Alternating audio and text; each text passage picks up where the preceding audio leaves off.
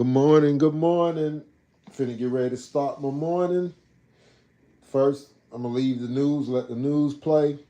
I'm gonna go use the bathroom, get me a shower, and be ready for getting my day started. Because there is still no end in sight right now for the longest government shutdown in history. Senate Majority Leader John I Thune like for y'all to recently share this with you passed a guys so y'all Senate can see. resolution to restore again tomorrow. Three sources telling NBC that this time it Time to will get my include boxes, a new get the shower expiration date going. and three full-year spending bills. But the package does not include the Democrats' central core demand, a commitment to extend expiring health care credits. And big election wins for Democrats have energized the party's fight. MSNBC now reporting after weeks of different approaches, Democrats are advocating a new strategy when it comes to the shutdown. Unity. Behind closed doors, Democrats have been discussing making their own unified offer on the shutdown. Sources told MSNBC, though they seem to be holding out at the moment to see if Republicans can make a better offer first. While we wait to see what happens on the Hill, you know what's happening to Americans? No surprise, they're taking the brunt of this shutdown. A federal judge ordered that the administration Pay attention. fully fund SNAP. What did the administration do in response? They're set to appeal it. And I want to just say this again. This is the same White House that said they were unable to pay SNAP benefits. This is food assistance for the poorest Americans, 1 in every 8 Americans, 40 million people. And a judge said to them, yes, you can, and still, they don't want to do it. I want you to watch what the president and his vice president said when they were asked about the ruling. It's an absurd ruling because you have a federal judge effectively telling us what we have to do in the midst of a Democrat government shutdown. Which what we'd like to do is for the Democrats to open up the government, of course, then we can fund SNAP. You know, one other thing, our country has to remain very liquid because problems, catastrophes, wars, could be anything. We have to remain liquid. We can't give everything away based on a number. Liquid.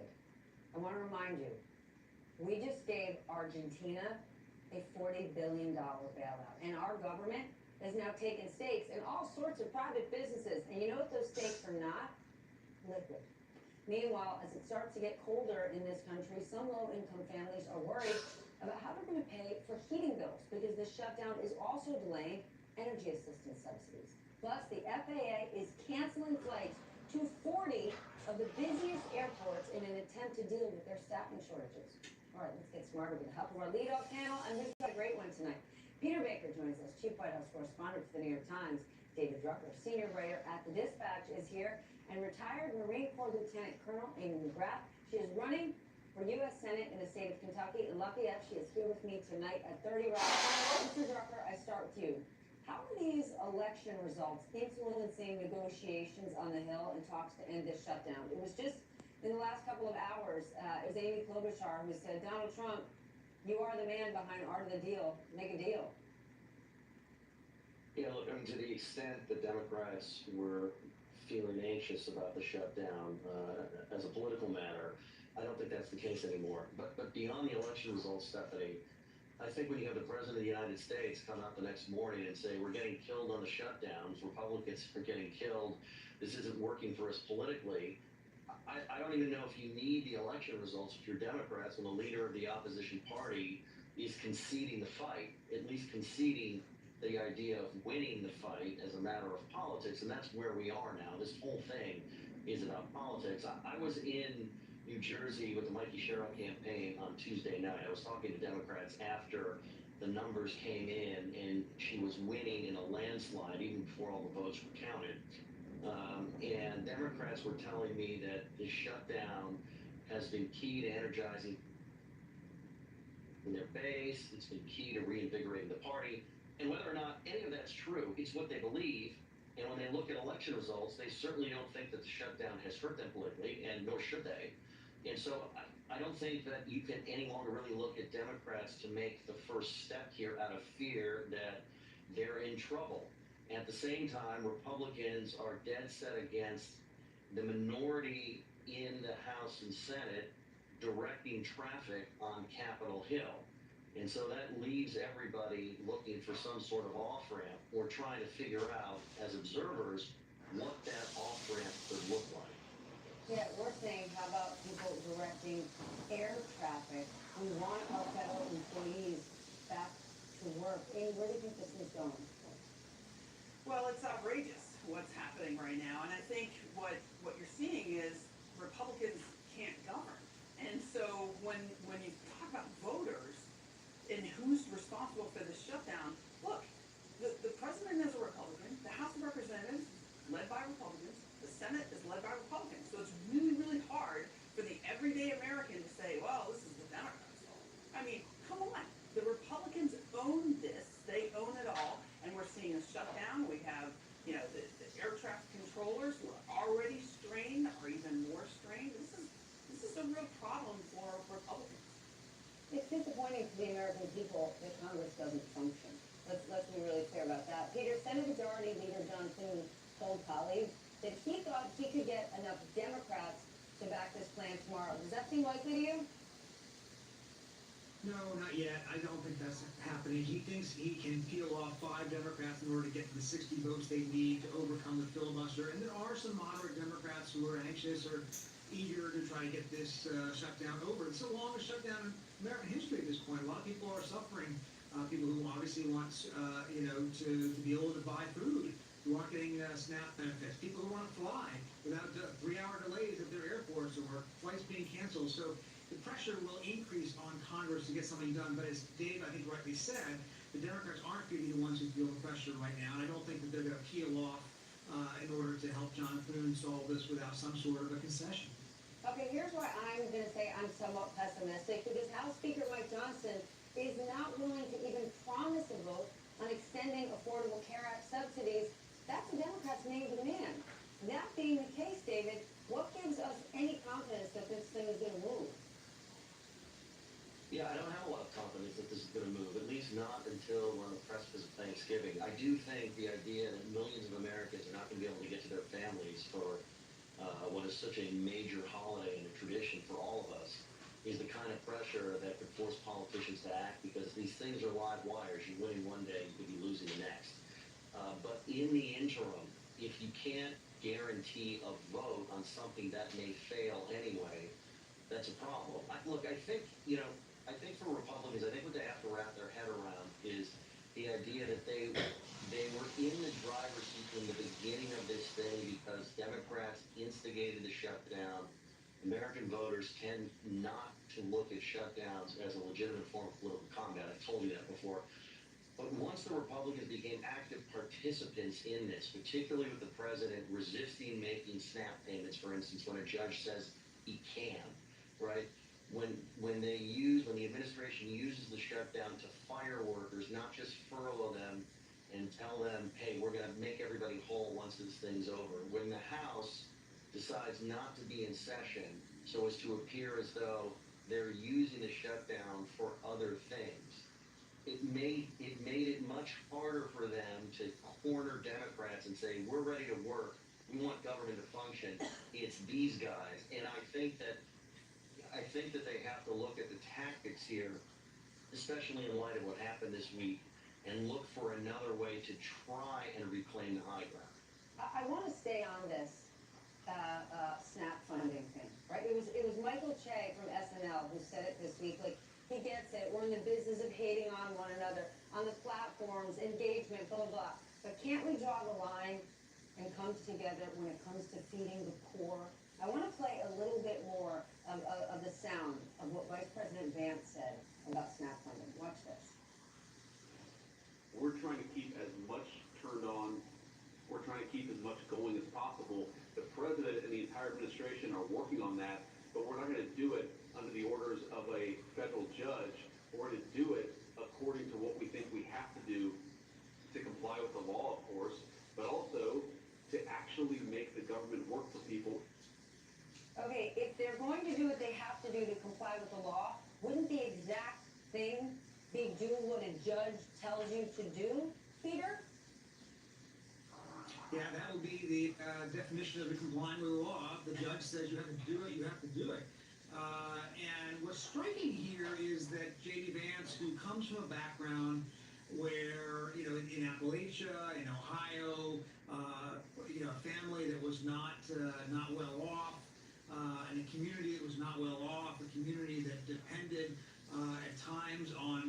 assistance, seems not specifically, sympathetic to the conditions that are being placed on people who aren't part of this political game, who aren't, involved in Republican versus Democrat, or just trying to get through the day, trying to find ways to feed their family.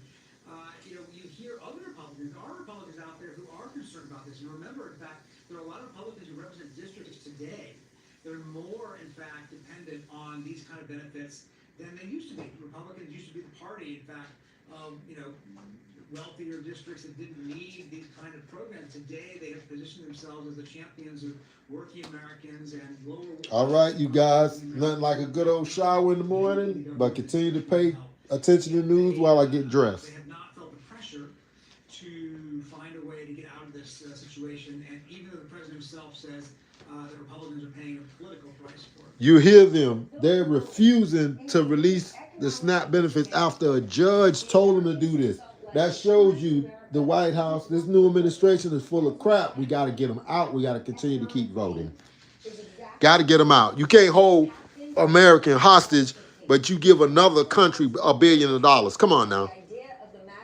Now, Elon Musk, early this morning, this man is a trillionaire now. They're helping this man get money. And people starving.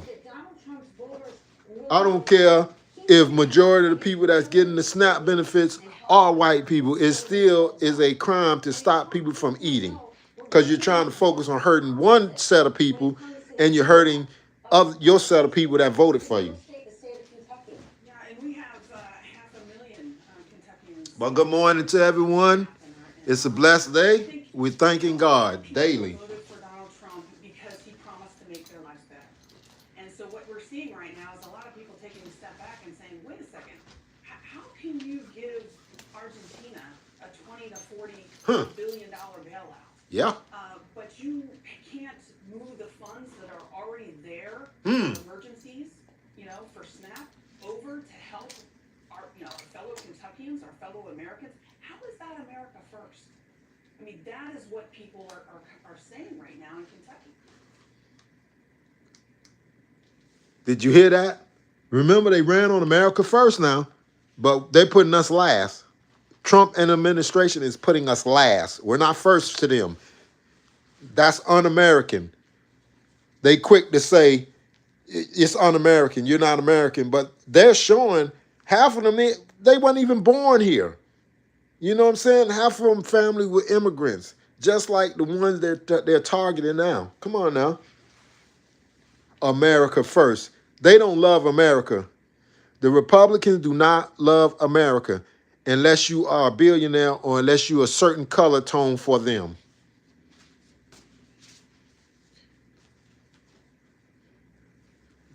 Talking about the Democrat shutdown. No, this is a Republican shutdown. They got control. Republicans have control of the House, the Senate, and the presidency. They choosing not to fund America. They're choosing to do these things. And then you got these, if you pay attention, they were showing the stats of who all voted Republicans. And pay attention, it's always old people, because they're old, bitter, and they got money. They got money buried, so they don't care about nothing. You know what I'm saying? So, of course, they're going to vote with this man and go with this man. And a lot of them doing their vote because, you know why. We're not going to keep having to explain why a lot of people are still voting that way. Just like you look at the stats when of the blue wave that went by. You still see people, especially in their 60s on up, voting Republican because they're old, white, bitter people. That's all it is. They got so much hatred in their heart that they're going to be like, okay, whether he hurting them or not, I don't care. They got cousins that are getting hurt. They got brothers and sisters that don't have money like they have, and they don't care. They don't care. Because you want to know why? They love this man. Because they love somebody that represents some kind of like a cult leader. Not saying he won, but you got people that are following him like he's won. Pay attention, you guys. They trying to take our country backwards and run it in the ground. Could affect my brain and lead to overt hepatic encephalopathy. During one episode, I drove for hours disoriented and confused. I wasn't myself. Xifaxan helped change that. It helped reduce my risk. Me too. I cannot wait till the midterms too, because we finna doggone have a blue wave. That's what's gonna happen, because people is paying attention now. They wasn't paying attention at first. They was believing every lie this con artist ran. Now people are starting to pay attention. It shouldn't take you a minute to pay attention when you know how this man done us the last time when he was in office. It's called common sense. He's not for all Americans. Pay attention to his cabinet. Look at the color of his cabinet skin back there. Yep, I'm bringing it up. Yeah, you doggone right. I'm bringing it up. It's a race thing. He want everybody from, look, okay, the first thing they ran on, DEI, DEI, DEI. The whole administration is DEI. They not qualified for nothing. But when we put DEI in place, oh, no, they're not qualified, blah, blah, blah. But they're qualified. Why? Because of the color of their skin? Let's think about that. Like Kevin Hart said, don't worry, I'll wait. That's what I thought. With Donald Trump's government shutdown now threatening the reliability of Republicans shut down. That's what this is. This is not no Democrat shutdown because they don't have control of nothing. Republican got control. Scared cowards. Scared cowards. They'll rather see people die and starve on the streets than to go against this man. Scary.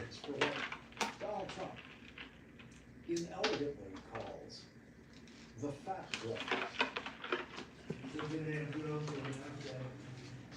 Two world's largest pharmaceutical manufacturers, Eli Lilly, Nordisk, have agreed to offer their most popular GLP-1 weight loss drug. I call it the fat drug. At drastic discounts. As Donald Trump, along with some of his administration officials and pharmaceutical executives, droned on, someone standing with the group collapsed, which immediately sent Here you go. Watch this. I seen this morning. into action, along with other normal human beings who reached down to help the man who was revived. And then That's what they need to get out. Them old people. I don't care if they're Republicans or Democrats. They need to get old and put fresh blood in.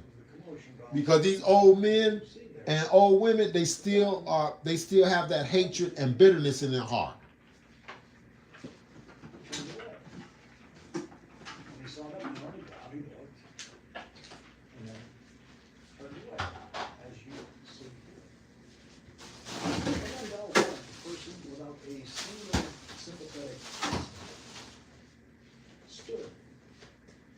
Staring straight This guy here.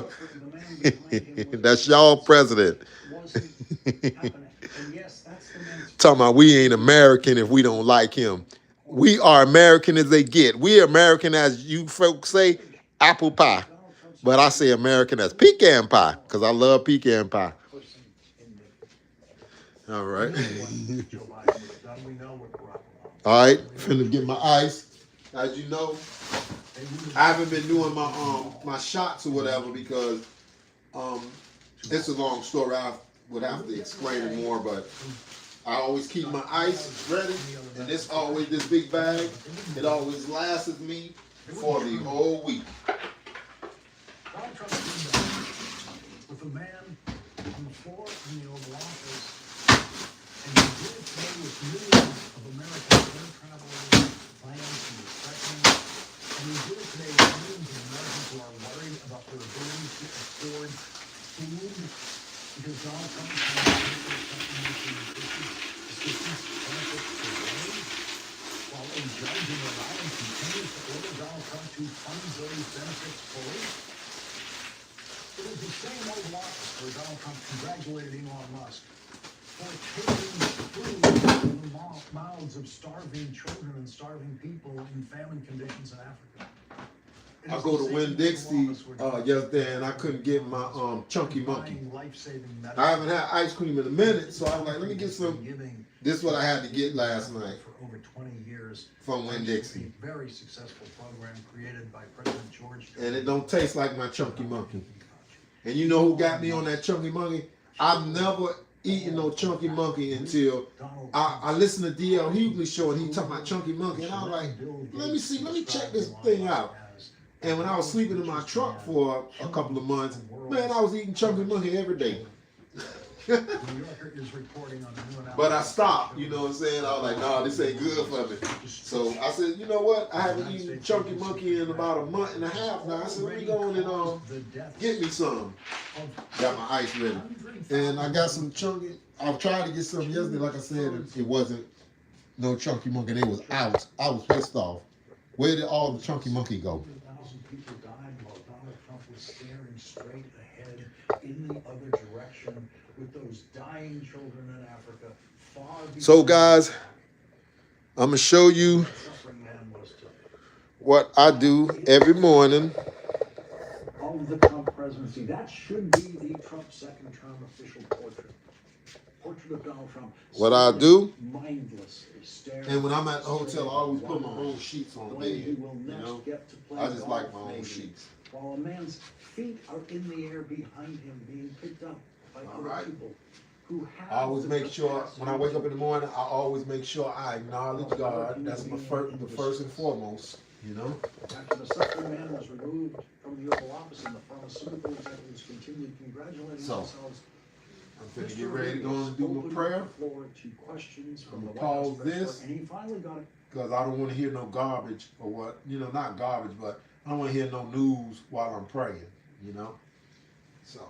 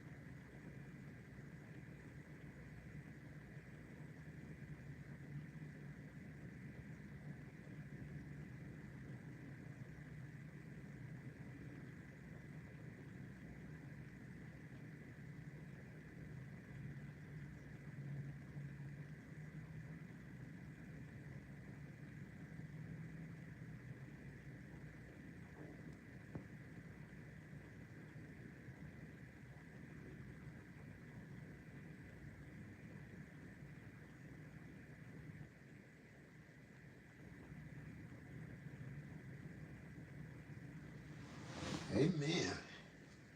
All right. Now, time to put my socks and boots on.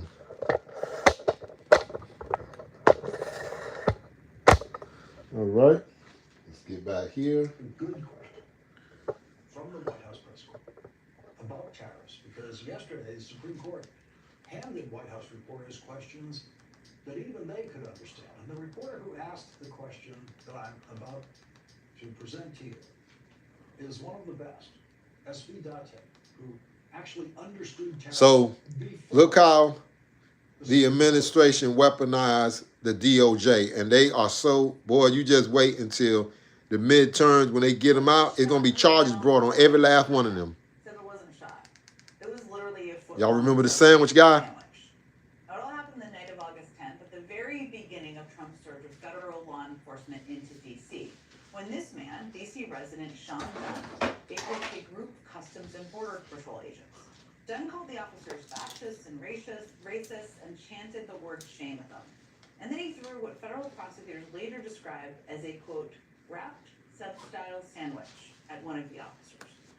Well, today the federal trial against this man, Sean Dunn, also now known as just the sandwich guy, came to an end.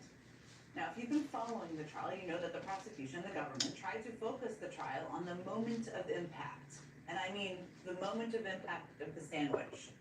The agent who was hit by the sandwich testified that he could feel the sandwich through his bulletproof vest. Bull. That's bull. No, that's a lie. The sandwich exploded all over, and then he could smell the onions and mustard as the roll came apart. Now, the defense debunked that claim by showing photos of the sandwich after the throw, noting that it was still in its Subway wrapping. But this case was obviously not actually about whether or not Dunn threw the sandwich, or whether or not the impact of said sandwich and all the mustard hurt. The question at the core of this case was, is this incident serious enough to be considered a federal crime? And how could it be? Today, a jury in D.C. answered that question with a big, fat no. Sandwich thrower Sean Dunn has finally been acquitted. I say finally because as silly as it is for the federal government to try to be so serious and dire about the impact of the sandwich and mustard and all of that, there was a real weapon at the center of this case, the Justice Department itself. I mean, in this week's trial, the defense argued that the Justice Department didn't just target Mr. Dunn because he threw a sandwich, but because Mr. Dunn publicly opposed the Trump administration's militarization of D.C. And because this incident became something of a symbol in the protest movement. Come and take it. Dunn's lawyers argued that Justice Department was acting vindictively, not just in charging the case as a federal crime, but in how they publicized the case. You see, after Dunn threw the sandwich, again, we're still talking about the sandwich here, after he was arrested and released, his lawyer says that she tried to contact the D.C. U.S. Attorney's Office and the D.C. jail so that Dunn could turn himself in. But they couldn't reach anyone. They didn't want to answer. In the very middle of the night, Yep. about 20 heavily armed federal agents performed a SWAT-style raid of Mr. Dunn's apartment with a camera crew in tow. The White House even posted the video online. Trump's Attorney General Pam Bondi reposted a photo of Dunn's face, announcing that he was charged with a felony. Then when the Justice Department tried to actually get a federal grand jury to indict Dunn, they couldn't. But rather than drop the case, the Justice Department just downgraded the charge to misdemeanor assault, because that charge didn't require a grand jury to indict. They went through a lot of hoops here by the thrown sandwich. That was the charge Mr. Dunn was acquitted of today. Well, that is incredibly embarrassing, or it should be, for Trump's Justice Department. There's also a degree to which, in this new era of Trump's weaponized Justice Department, convictions aren't even necessarily the point. Mr. Dunn has now had to endure 3 months of the Trump administration. They complain about everybody else, black people eyelashes, but look at Pam Bondi. She got eyelashes.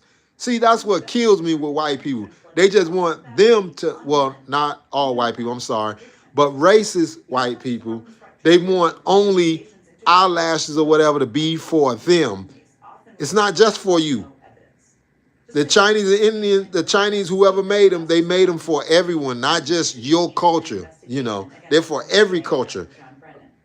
You have black women, you have white women, you have Latino, you have everybody, women wearing these eyelashes, and a lot of them look cute with them, you know, and I like them. But I just don't like them when they too long. That's just, you know, that's too much. But some people, it fits them just right. So, you know. Well, you guys, I want to thank y'all for my little journey this morning. You know, I just have to show so much. I can't show everything, you know what I'm saying? Because I had to get a shower and everything. So, but that's how I start my morning off usually in the morning. Now, I'm going to get me possibly something to snack on or whatever, probably some grits for this morning or something. But y'all have a blessed and safe day. And if I can get a live video to you guys when I'm installing the meter today, I'll bring it to you. All right? Like, share, subscribe, follow. Peace out.